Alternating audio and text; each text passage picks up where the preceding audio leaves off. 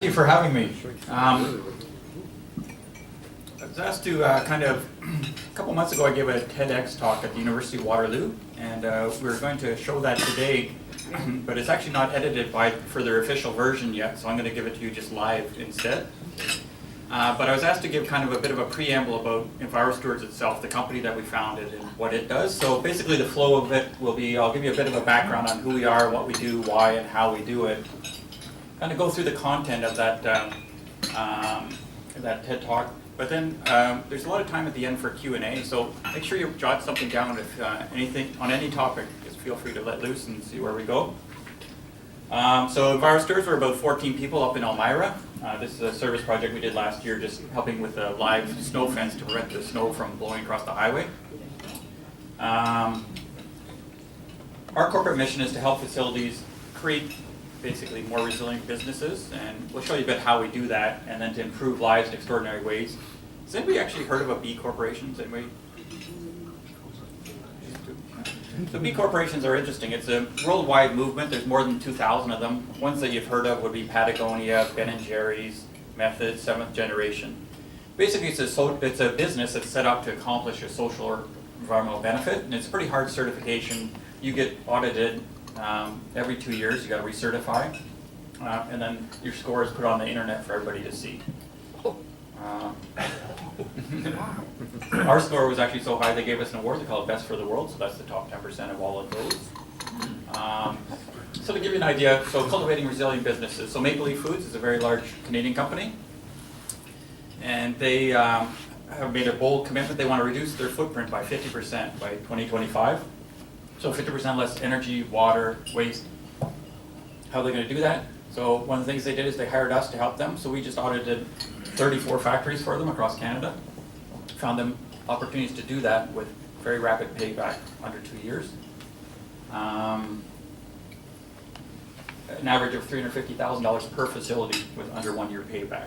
And so a lot of people in their heads, they think, oh, it's environment or economy. Actually, if you do it in a smart way, it's actually much better for your company than, it's very hard to find investment that's going to be 100% return on your money every year, right? Why does it matter if it's environmental? Let's go for it, right?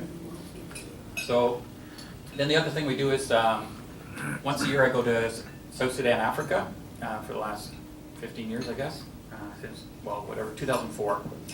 And we teach people there how to build these water purification systems using the local materials, and we teach them how to run it as a business, and I'll show you a bit more on that later on. So the old style of business is, does everyone know who this guy is? Yeah, Kevin O'Leary. You know, somebody was speaking at University of Waterloo a couple weeks before I was. His talk was, you know, you should pour burning oil on your enemies' heads and salt the fields of your competitors and this kind of stuff, right? And it's basically, if you're going to succeed, somebody else has to fail, right? But even my daughter in kindergarten, she's starting to learn that you get more accomplished if you do things together, right? But the old style is make a fortune however you want, and then after you retire, then you can do something good with your money. So Nobel Peace Prize, Gates Foundation, whatnot, right? And personally, spend your career making widgets, and after you retire, then you can use your time to do something beneficial, right? But what if you were to use a different model? So a social venture model is, as you're going along, you're going to accomplish this mission. So the better that Enviro-Stewards does, the more beneficial impact we're going to have, right?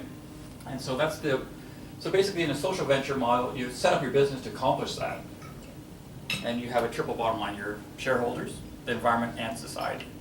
And to be a B Corp, you actually change your articles of incorporation to include all of those in your decision making, which is very important, especially in the States. We have more flexibility in Canada, but in the States, you have a fiduciary duty to maximize the profit for your shareholder, which ultimately results in, how can we maximize the profit in the next 3 months? By killing the 3 months after that, and killing the environment, right? So you can take a much longer term vision if you have these other considerations when you make your decisions. And one thing that business schools don't recognize is, you know, many of you have probably seen this type of chart, right? It's called Maslow's hierarchy of needs. If you've ever taken an economics course, you're probably familiar with it. Where basically, say where we work in South Sudan, Africa, right now, a lot of the needs are at the bottom end of that scale, where people are just, what am I going to eat today, right? Or am I going to get safe water, that kind of thing. But once those needs are met, it's safety. Like right now, people will literally leave the refugee camp, risk their lives to get food or whatnot. But once you've got some security, then you're worried about other things. So at the top is self-actualization. What business schools don't realize is they think that at the top of the pyramid, the most talented people, their mission is, I want to make $1 more for the shareholders than they're making now. That's how I want to spend my life, right? Versus how do we change the world, basically. And so this is why we get the best talent. I already know who we're going to hire for the next year, specifically who, because they're waiting to join us. They're not going to work anywhere else. Our turnover in our industry is 15%. Ours is under 1% because people don't leave, right? And so this is whatever business you're in, if you can accomplish a social and environmental benefit, you're going to have a much better retention of the key resource you need, which is people, right? This is where it really makes a difference. So these are some of the B Corps you might have heard of. Those are some of the stats, I guess. 20% higher employee engagement, 20% high profit, 90% less turnover. So it's a really interesting movement. It's in 50 countries right now. So if you're going to be successful, the other interesting thing is, as a social venture, I have to create more value than my competitors. So I compete against, I used to work for multinational consulting companies before I started my own, right? I still have to compete against them. I have to create more value than them because I pay more than the living wage to everybody. We do this stuff in Africa and whatnot. So I've internalized a lot of the costs that they've externalized. So I have to create more value than them. And I have to find some way to capture at least part of that value for us. If I don't do that, we're dead. You'd never hear of us. So what's actually interesting is if you want to see innovation, you actually have to look at this type of company. Because they've found, if they're alive, they're doing something different than everybody else in their field. Right? Otherwise they're dead and you never heard of them. So this is actually where innovation is, and this is where we should be putting our innovation dollars. So Enviro-Stewards, so we were voted best for the world by that organization. UN gave us their sustainable development goal for contributing to those. And Clean 50, which is the top environmental professionals in Canada, voted our project for Campbell's as the top project of the year for Canada for 2018. And so, so how do we do things differently? So I'm an environmental consultant. I'm a chemical engineer. In my industry, the normal thing where you make money is by wastewater treatment, air pollution control, energy generation, brownfields, biodiversity, building stuff. And you get about 10% of the cost as your design fee to build this stuff, right? But what if you were to prevent it in the first place, okay? So our model is different. It's how do we prevent doing that stuff? We can do all that stuff, and we do all that stuff. But we don't do it if we don't need to, right? Your wastewater treatment system, how do we make it half as big by using half as much water in the first place? Yes, the design fee is half as much. We have to make that up some other way. But it's much better for society to reduce all those rather than to destroy all those ingredients. So here's an example. So that's a direct fired hot water heater. So the most efficient way you can heat water is this direct fire. The gas hits the water, 98% of the energy goes into the water, right? And people come around and they say, okay, you need this thing because it's more efficient than what you're doing now, which is true. But what they don't realize is this plant is running a refrigeration system, and they're paying to get rid of heat from the refrigeration system, literally paying money with electricity for fans and water and whatnot. If we preheat your water with that heat and use your old crappy heating system, we get to 150%, 180% without buying this thing. So if you optimize the system instead of one component, you get much better. So this is how we create this niche kind of thing. Similarly, there's a wall fan. So again, we did energy audit. These guys recycle solvents for Chrysler, Toyota, and whatnot. And they got a fan blowing out the wall. So if we just did energy efficiency, hey, we can get you a more efficient fan. Or better yet, we can get that heat back out of that air. We said, well, why do we have the fan? Well, it's not safe to breathe here. Okay, why is it not safe to breathe? Well, it's coming from this still bottom tank. Okay? We sealed the tank, vent it through a condenser, condense the solvent, sell the solvent. Now it's not in the air, now you don't need the wall fan, now you don't have to blow the heat right out of your building. Right? So by looking at a broader picture, you can get different answers. So what we're actually selling is change. The engineering is actually the easy part of what we do. Right? Nobody likes change, right? My 2-year-old daughter doesn't even like it when we change her dirty diaper. But they especially don't like it if they don't know it's coming. So we figure out who's going to have a beef later on when we start changing things. So right at the beginning, let's put them in the room. Give me your maintenance manager, your sanitation supervisor, quality control, engineering, management. We go through what we're going to do and why with them. Then we go out and where's it going now? So we have clamp-on water meters and electricity loggers and temperature loggers. We get a picture minute by minute for a week what's going on in your factory. Where's it all going? And then from that data, we just get this. So whatever resource it is, let's focus here. Forget these. If I improve this 10%, it's better than eliminating all those, right? So your biggest water consumers, energy consumers, whatever it is, let's focus our attention there. And then we go back to why. So here's a plant. I'm doing a walkthrough in Alberta, and there's boiling water, 22 liters a minute of boiling water going down the drain constantly. Okay, why do we have that? Well, we're processing lard, and that machine over there, it's a centrifuge for the lard, and every minute it spits out some lard with a little bit of solids in it here, goes on the drain. If we don't put this boiling water down, this thing's going to solidify and flood out the whole factory. Okay, why is it going down the drain? Basically, we insulated this tank right here, reprocess it, and sell it. They can sell 1,200 liters a day more lard. You don't need the 22 liters of water. You don't have to boil that water. It doesn't get down to your treatment plant. You don't have to react it with chemicals. You don't have to float it out. And then you don't have to pay somebody to haul away the sludge. So the further up the stream you deal with it, the better, right? And then we do the economics. How much would it actually cost? What would the business case be? The average business case is under 1 year for all the stuff we do. And so this is actually the best way to protect jobs, right? Basically, you're reducing the cost of a cost that's outside the walls of the factory, right? Energy, water, chemicals, disposal. If we can reduce those costs, it's cheaper to make this product here than Georgia or whatever, right? You're competing against. So this is the best way to protect jobs in Canada.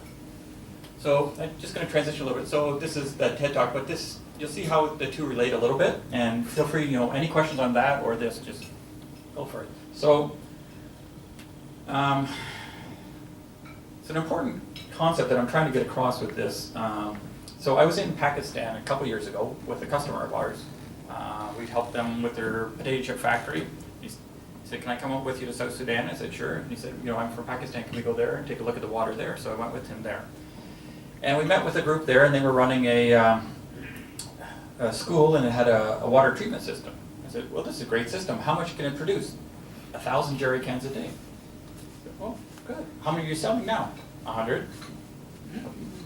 Okay, well, how about if the 100 customers in the slum who figured out that this is a good deal, if they sign up somebody else, they get it? No, we can't do that.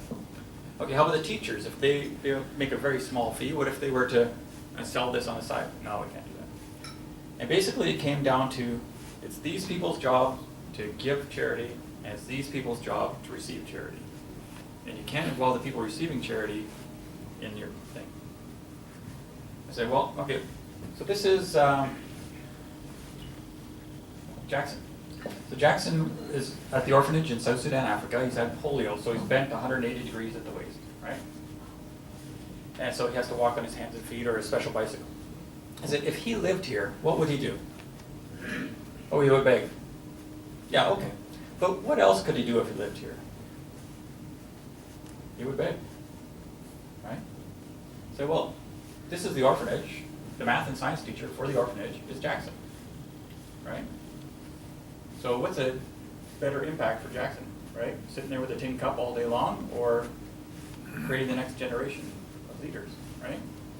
And this is the difference between investing in people and stuff. And so that's kind of a concept I want to get across. And so this is a graph of the amount we've given in aid since 1970, not just Canadians, but worldwide. So worldwide, since 1970, we've tripled the amount of aid that we're giving, right? And the blue chart I'm going to put on in a second is the growth, the right scale there, the growth in the economies of those countries, right? So if you triple the amount of aid, what effect do you think that would have on the growth of the economies in those countries? Yeah, it should track, right? So something's going on here. Zero growth for 30 years. Now, you'll say, okay, well, greed and corruption and war and whatnot. Yeah. Did we have greed, corruption, and war before 1970? Right? There's something going on, and here I'll show you a bit what's going on. So this is a company in Tanzania. They make mosquito nets. And so they're making a product that everybody on their continent needs or they might die. Right? That's a pretty valuable product. So I was in Uganda last February working on our projects and we were training some people. The last day of our class, we lost our entire class for the afternoon because they got called away to distribute mosquito nets door to door. Okay? Well, who does that? Typically a Western aid agency. Where do they get them from? Do they buy these ones? Or do they buy containers of cheap ones from China, bring them in, distribute them door to door for free? Now, this company in Tanzania, they're not competing against cheaper ones from China. They're competing against free ones from China, delivered to the door. And they're not even competing against that because those don't even exist anymore. They're competing against the idea that there might someday be another free one come. So this company laid off 600 people who are making mosquito nets, right? And so we're so narrow, in our focus. Okay, we want to get these mosquito nets out here. We don't realize we're actually destroying the economy as we do it, right? And this is why you see that growth problem. And so, interestingly, if you were to do that here in Canada or the States, it would actually be illegal, right? So you see today, Boeing's suing Bombardier, right? They're claiming that it's an illegal thing, right? That may or may not be true because Boeing's getting as much or more subsidy, but it's actually illegal to provide your service for less than it costs you to do it. Now, we let business do all kinds of things. Why would we do that? The reason why we prohibit that is it's so bad for everybody, right? Because you're destroying the market for everybody when you do that. So you're not allowed to create a monopoly for yourself by destroying your competitors unfairly. But that's how we do our aid. So we've created monopolies for ourselves in education, healthcare, water, food distribution, right? And so it's not that we should stop doing it, we should do it differently, okay? So the UN has come up with 17 development goals. That's a lot to look at all at once. So let's just look at 3 of them. And basically, in your head, think of prevention versus cures, okay? So let's look at hunger, water, and energy. So a different approach. So this is Southbrook Winery in Niagara-on-the-Lake, Ontario.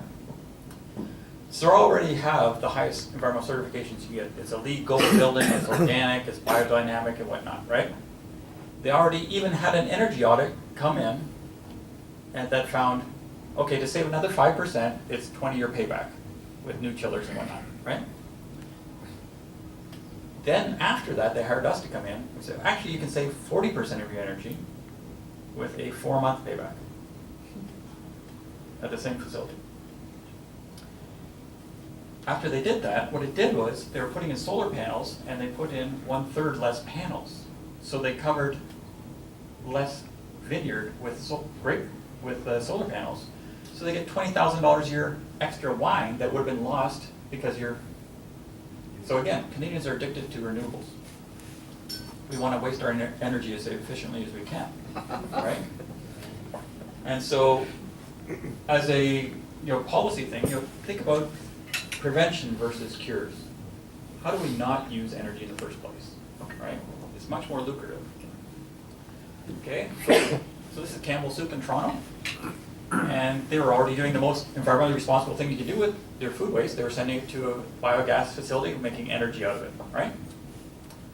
We came in, we found them $700,000 a year of profit compared to sending it to a biodigester. 4,000 tons less greenhouse gases than this environmental thing because of all the embedded energy in this food you're wasting, right? And this one here was just optimizing the sorter because the sorter was spitting out a lot of good carrots along with the bad ones. So we just kind of tuned it differently, kind of thing. It was one idea, another one was meat, basically just 6 different things. Average payback of under 6 months, $700,000 additional profit, which basically protects every one of those jobs against moving to New Jersey or wherever else, right? So again, prevention versus cures. So then water. So this is one of the water sources in South Sudan, Africa, in Kaji. So does anybody here actually have typhoid? No. So this is the same question in EA. These are health trainers that we're training, and half of them have had typhoid. If you have typhoid, there's a 20% chance you're going to die if you don't get a needle, and the needle is $50. Right? So I said, how many people had typhoid? How many people had it twice? 3 times. One person had it 5 times. So one lady, 7 people in her family had it this year. So if you can get hit by a bill, $50 will be a lot to us. But if you're making $1 a day, that's 2 months, boom, gone. You're never going to get out of poverty, right? So the problem, the solution isn't more needles and more doctors and whatnot. It's how do we get safe water in the first place, right? So immediately, as Canadians, we think, okay, we need more wells, right? Well, 45% of all the wells drilled in Africa do not work after 1 year. Why? Do you know how to repair a well? No? Why do we assume that they know how to repair the well? Right? And as Canadians, we don't want to pay for overhead. How much is the administration? I hate that. I want to pay for the well driller. I don't want to pay for anything else. I don't want to pay for this organization. Well, if you're not going to pay for an organization, it's not going to work after 1 year. Why? All wells have moving parts. All wells here need repairs. Why wouldn't they need repairs there? If you're not going to invest in the structure that's going to take care of that well and to raise dues so that they have the money to repair that well, all you're doing is making a hole in the ground. You're not making a well. Right? But besides that, it's actually not a water well problem. If somebody's alive, they're getting water from somewhere. Right? They'd be dead within 3 days, literally. It's the water that they're drinking isn't safe. So this is a water test kit. That's a borehole well in Yei, South Sudan, Jerusalem borehole. This is a water test kit we bring, and they test for E. coli bacteria. It's basically bacteria from poop, right? And you fill up that whole thing with 1 sample of water. If any cell turns blue, it's got E. coli bacteria, right? To give you an idea, that red circle, our office, toilet, bowl, 1 out of 100 turn blue. The borehole well, 100 out of 100 turn blue. So it's 800 times safer to drink the water in our toilet bowl than the water coming out of this nice looking borehole well, right? But all we want to see is the picture of the kid drinking the first water from the well. We don't care if it's safe or not. We don't care if it's going to continue or not, right? So again, as an engineer, chemical engineer, okay, we need some membranes and some ion exchange and whatnot. We're going to clean this water. And that's going to work great for 2 weeks, right? Instead, let's build it locally with the local materials. So this is made out of cement. Takes a third of a bag of cement, which they buy from the local shopkeeper, gravel, sand. You put it together. The local beneficial bacteria grow in there. They eat the harmful bacteria. And they can make it for $60 American. Right? Remember, 1 needle for typhoid is $50 American. This thing is going to last you 25 years for 10 people. So there's projects like this all over the world. About 5,000 of them. But almost everybody else uses a charity model for this, where basically you give them away, right? Or else you charge a very nominal fee for this filter. So what happens is, as soon as you stop giving them away, the project closes. So this is Robert. He came to our training last February. I said, Robert, you've been running a project like this? Yeah, making biofilters for 10 years. Great. How many of these have you sold? 0. Well, what do you do? Well, we wait for the charity to sponsor the filters, we install them, and then we send everybody home and we wait. Meanwhile, everybody in town could actually buy one for less than it's costing them for medicine, right? So what's needed then is, how do you actually run a business? So we teach them how to run a business. So this here is a board game we developed on basically the water business. They start with $2,000. If they get to 0, they're out of business, right? And they got to do training and orders and all this kind of stuff, right? So basically we teach them, and the pricing is such that if they sell about 15 of these a month, they can break even, right? More than that, they can grow and that kind of stuff, right? And so there's the business knowledge, and then there's the sales knowledge. So they have to meet with families to help them understand what they're actually spending on this free water. Yeah, the water was free, but it actually cost you $100 last year on medicine and time off work and that kind of stuff, right? So we had, this is a board game here, but we had projects in those 4 locations in South Sudan, Africa, and then we've had a war now. So there's a war in the middle of the town of Mundri and Kajukeji, and Juba and Ye are surrounded by an opposing army right now. So there's 3,000 refugees a day going from Uganda into, or South Sudan into Uganda, right below it. So most of them are in Bidi Bidi, which is the largest refugee camp in the world right now. And so on the left there, that's Matthew. He was a manager for us, and he's moved down to just beside the camp there. So again, as Canadians, we think, oh, we know how to help with that, right? So we're going to get him and his family some shelter, some food, and some water, whatnot, right? We didn't do that. We rented a conference hall for a week for 40 Ugandans and 5 of the refugees. The 5 refugees taught 40 Ugandans how to sell the filters. They went out, they sold 27 filters. Since February, they've given 3,000 people in Uganda safe water. They're not a burden on the community, they're actually helping the community, right? This is the difference again, right? Because we lost everything. We lost the molds, we lost the vehicles, we lost everything in South Sudan. You're not going to take a mold with you if somebody's got a gun and they're going to kill you, right? But we didn't lose the training, right? That's Matthew doing the training right there. And so part of the problem is, if we were to ask here, what is poverty, right? The typical answers are likely going to come back, that's a lack of money and stuff, right? And if poverty is a lack of money and stuff, then the answer to poverty is actually money and stuff, right? But if you ask somebody who's actually in poverty what poverty is, they're going to get an answer more like shame, humiliation, no one needs us, we're like garbage, I have no power to change my circumstances. None of this is helped by free money and stuff, it's actually hurt by free money and stuff. You're going to feel less like you can change, right, your situation. And so, you've heard, give a man a fish, he eats for a day, teach a man to fish, he eats for a lifetime, right?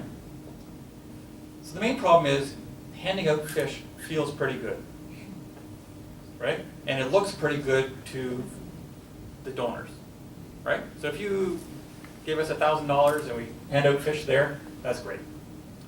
The next day, unfortunately, the guy is not only hungry again, now he's humiliated and hungry, right?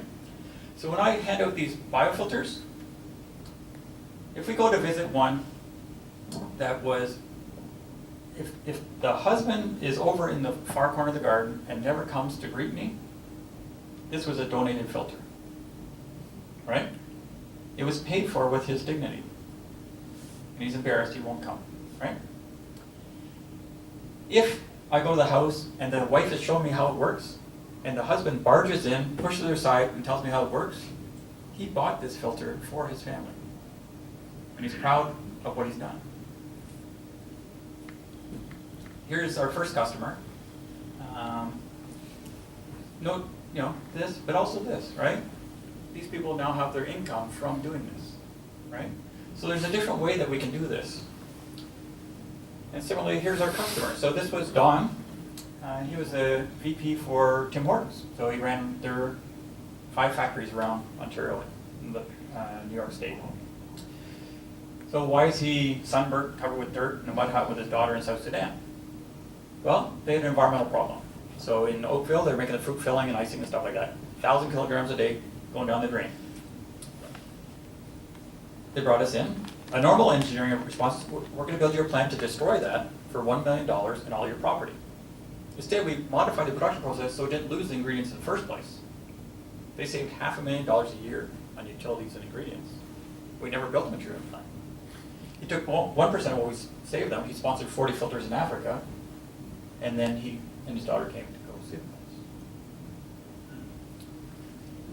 And so this is the, instead of giving a man a fish he eats for a day, what if you were to teach him to fish? But better yet, what if you were to teach him how to teach other people to fish? Right? So we taught Matthew, who ran the project in Kajukeji. He taught Daria, who started the project in Juba, the capital city. In this picture, Daria is teaching Nelson, who was running the project in Ye. And then last February, Nelson was teaching the people in Kaboko, Uganda. Right? And so this is what you really want. And so you have to think about why you're investing in charity. Like most charities are designed for the donor to feel good. And if that's the purpose, then why don't you send the donor to an amusement park? Right? Because you're actually doing more harm than good. Our project in Uganda, do you have a picture of that? No.